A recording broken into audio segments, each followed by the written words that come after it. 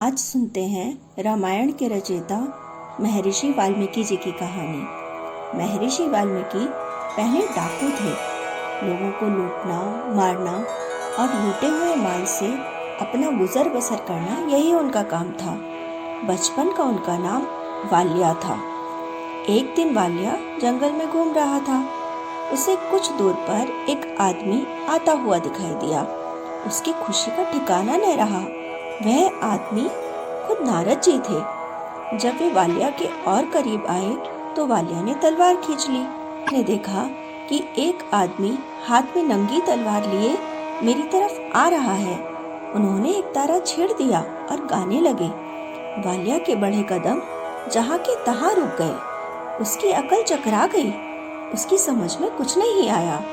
वह सोचने लगा, ये कैसा अजीब आदमी है।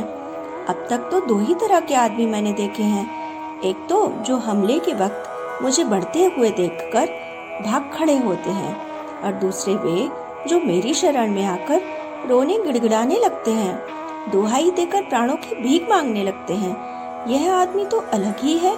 इस पर मेरा कोई असर ही नहीं हो रहा। डाकू को ठिठकते देखकर नारद जी ने पूछा, कहो क्या चाहते हो? वाल्या ने कहा, मैं तुम्हें लूटने आया हूँ। मेरा पेशा यही है। नारद जी ने पूछा, क्या तुम अपनी पत्नी से पूछकर आए हो कि वह तुम्हारे पाप में तुम्हारे साथ शामिल रहेगी? वाल्या ने कहा, क्यों नहीं शामिल होगी? नारद जी ने कहा, जाओ एक बार पूछ तो लो। वाल्या घर गया। उसने पत्नी से पूछा तो पत्नी ने कहा, तुम्हारे पापी पेशे में मेरा हिस्सा क्यों रहेगा?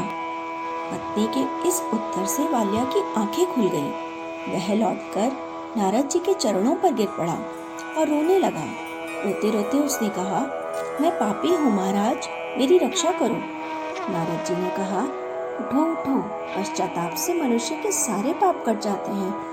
तुम तो अपनी गलती समझ गए हो और उसके लिए पश्चाताप कर रहे हो, इसलिए तुम्हारे भी सारे पाप कट गए। ये समझो कि तुम्हारा नया जन्म हुआ है। वाल्या ने घबराकर पूछा, महाराज आपने तो माफ कर दिया, लेकिन क्या भगवान भी माफ कर देंगे? नारद जी ने कहा, तुम राम का नाम याद करो, वे तुम्हें अवश्य माफ कर देंगे। कहते हैं कि वाल्या को नारद का बताया राम नाम भूल गया और वह मरा मरा कर जप करने लगा। राम राम जपने में वह इतना मग्न हो गया कि उसे अपने शरीर का ध्यान तक नहीं रहा। उनके शरीर पर दीमकों ने अपना घर बना लिया। विमोह को संस्कृत में वाल्मीकि कहते हैं। इस वाल्मीकि में वाल्या का मानो पुनर्जन्म हुआ, इसीलिए उनका नाम वाल्मीकि पड़ा। तपस्या से उनका अज्ञान खत्म हो गया और लुटेरा वाल्या महर्षि वाल्मीकि बन गया।